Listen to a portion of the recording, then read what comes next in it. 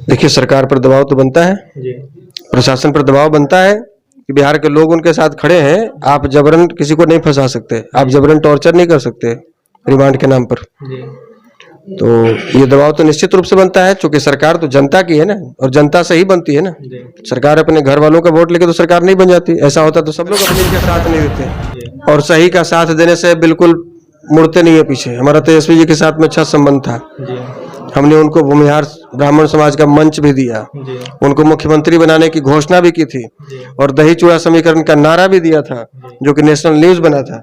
लेकिन वो मनीष कश्यप के साथ गलत कर रहे हैं, तो आज उनका खुलकर सड़कों पर उतरकर विरोध भी कर रहे हैं, और मनीष कश्यप के साथ में खड़े हैं। तो इसलिए खड़े हैं क्योंकि मनीष कश्यप सच्चाई के साथ खड़े हैं, इसलिए।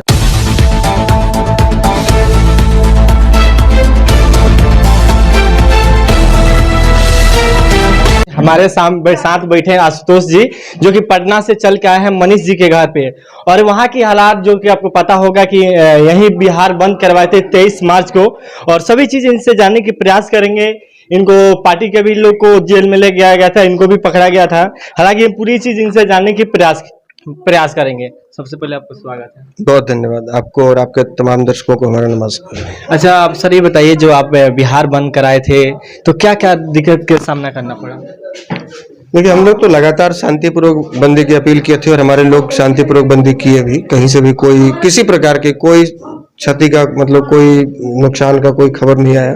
इसके लिए हम आपके चैनल के माध्यम से उन तमाम लोगों को धन्यवाद देना चाहेंगे जो शांतिपूर्वक इस बंदी को सफल किए और भाई मनीष जी के लिए आवाज उठाए। और गिरफ्तारी हुई, हमारी भी हुई थी, बाद में हमको छोड़ा गया। बाद में हमारे प्रदेश अध्यक्ष जी हैं माननीय सतीश सिंह टुन्ना जी, इनकी गिरफ्तारी हुई। हमारे राष्ट्रीय प्रवक्ता पुष्कर नारायण जी की हुई, और भी उनके साथ 4 समर्थकों की हुई। दिन भर थाना में रखा गया। फिर काफी मशक्कत के बाद हम एडीएम साहब से मिले, वहाँ लैंड ऑर्डर डीएसपी साहब से मिले, सिटी मजिस्ट्रेट साहब से मिले, और हमने कहा कि जब हम सारी कानूनी प्रक्रिया करने के बाद हम बंदी कर रहे थे, उसके बाद भी क्यों अरेस्ट किया गया। तो उन्होंने कहा कि मुख्यमंत्री का कार्यक्रम चल रहा था, इसलिए। तो वो अपने हिसाब से अपना लॉजिक दे रहे थे। बाद में फिर करीब शाम 7:30 बजे के आसपास में रिहा किया गया। और अभी जानकारी मिली है कि अलग अलग जिलों में, जैसे औरंगाबाद में, जैसे समस्तीपुर में, और जानकारी मिल रही है कि यहाँ मुजफ्फरपुर में भी तैयारी चल रही है। कुछ जिलों में कुछ लोगों पर एफआईआर हुआ है। अभी वहाँ के भी प्रशासनिक अधिकारियों से हम बात करेंगे, उनसे मिलकर हम कोशिश करेंगे। जी, तो इससे क्या लगता है कि मनीष जी को मतलब न्याय मिलेगा? देखिए, सरकार पर दबाव तो बनता है, प्रशासन पर दबाव बनता है कि बिहार के लोग उनके साथ खड़े हैं। आप जबरन किसी को नहीं फंसा सकते, आप जबरन टॉर्चर नहीं कर सकते रिमांड के नाम पर। तो ये दबाव तो निश्चित रूप से बनता है, क्योंकि सरकार तो जनता की है ना, और जनता से ही बनती है ना। सरकार अपने घर वालों का वोट लेके तो सरकार नहीं बन जाती। ऐसा होता तो सब लोग अपनी अपनी सरकार बना लेते। तो जनता की नजर में सरकार यदि गलत हो रही है तो सरकार पर दबाव बनता है। लगता है कि हमारी कुर्सी छीन सकती है, भविष्य में कुर्सी नहीं हमारी आ सकती है, भविष्य में हमारा सपना रह जा सकता है। तो ये दबाव बनता है। बाकी कानूनी प्रक्रिया है, जज को इससे कोई लेना देना नहीं है। बेल मैटर में जज को इससे कोई लेना देना नहीं है। जज को आधार चाहिए, जज को पॉइंट टू पॉइंट बात करने वाला वकील चाहिए, जज को साक्ष्य चाहिए। तो हम लोग लीगली प्रोसेस के लिए भी बात कर रहे हैं कि अभी जो हमारे वकील हैं, एडवोकेट हैं, इनके अलावा और भी यदि सीनियर एडवोकेट को इसमें हम लोग इन्वॉल्व करें, शामिल करें, उसके लिए हम लोग परिजनों का, माता जी का परमिशन लेने आए थे। तो इन्होंने कहा है कि कर सकते हैं। अच्छा, आइए बताइए, जो मनीष कश्यप जी मतलब कहाँ तक सही है, कहाँ तक गलत है? लोग कह रहे हैं कि पूरा गलत है, अपराधी है। गलत होते तो हम गलत का साथ देते ही नहीं है। हम फौजी आदमी, हम भी रहे। मनीष जी के पिताजी भी फौजी हैं, हम भी फौजी रहे। 8.5 साल फौज में सेवा दे के आए हैं, और उसमें 6.5 साल जम्मू कश्मीर में रह के आए हैं। हम गलत आदमी का साथ नहीं देते, और सही का साथ देने से बिल्कुल मुड़ते नहीं है पीछे। हमारा तेजस्वी जी के साथ में अच्छा संबंध था। हमने उनको भूमिहार ब्राह्मण समाज का मंच भी दिया, उनको मुख्यमंत्री बनाने की घोषणा भी की थी, और दही चूड़ा समीकरण का नारा भी दिया था, जो कि नेशनल न्यूज बना था। लेकिन वो मनीष कश्यप के साथ गलत कर रहे हैं, तो आज उनका खुलकर सड़कों पर उतरकर विरोध भी कर रहे हैं, और मनीष कश्यप के साथ में खड़े हैं। तो इसलिए खड़े हैं क्योंकि मनीष कश्यप सच्चाई के साथ खड़े हैं, इसलिए। अच्छा, बिहार बंद करने के बाद काफी लोगों में जागरूकता हुआ, बहुत सारे लोग गांव में सपोर्ट कर रहे हैं। आज भी मैंने जाकर रिपोर्ट लिया, मतलब पूरा नारा लग रहा है मनीष कश्यप जिंदाबाद। इससे मतलब क्या संदेश है? जरूरत होती है लोगों की सोई हुई आत्मा, सोई हुई भावना, सोई हुई शक्ति को जगाने की। हमारा काम है, जैसे हनुमान जी की शक्ति का एहसास उनको नहीं रहता था, भूल जाते थे कि हमारे अंदर कितनी शक्ति है।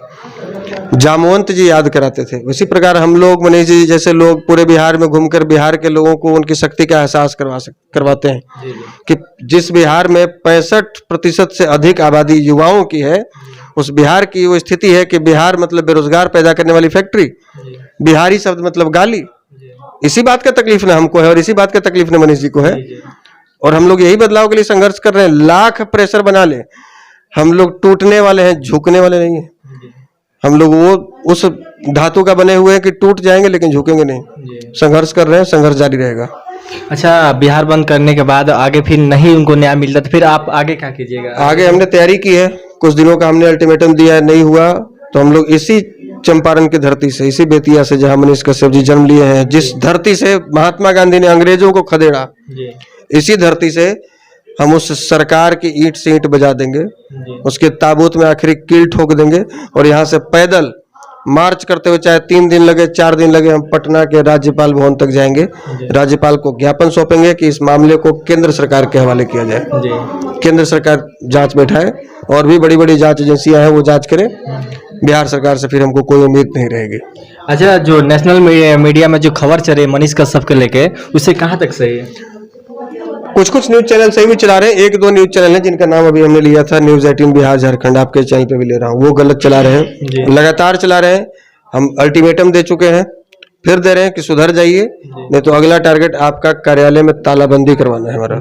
अब होगा, कोई रोकेगा नहीं, जिसके इशारे पर चला रहे हैं वो भी नहीं रोकेगा। अच्छा, जो मनीष कश्यप जी तमिलनाडु कांड में जो घटना दिखाए थे, इससे तो पहले तो बहुत सारे प्रिंट मीडिया भी छापे हुआ था। हाँ, इस बात उन पे तक कार्रवाई इन बातों को हम बहुत बार रख चुके हैं। पूरे बंदी में लगातार जितने मीडिया वाले पूछे, सबसे हमने कहा कि सबसे पहले अमर उजाला के ब्यूरो चीफ को अंदर डालिए, हिंदुस्तान के ब्यूरो चीफ को अंदर डालिए, दैनिक जागरण के ब्यूरो चीफ को अंदर डालिए।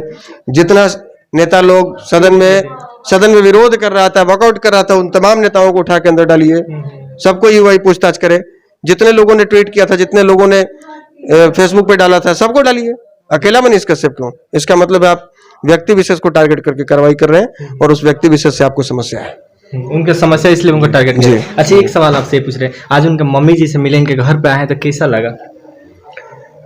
एक माँ, क्या लगता है वो कैसे इंसान थे?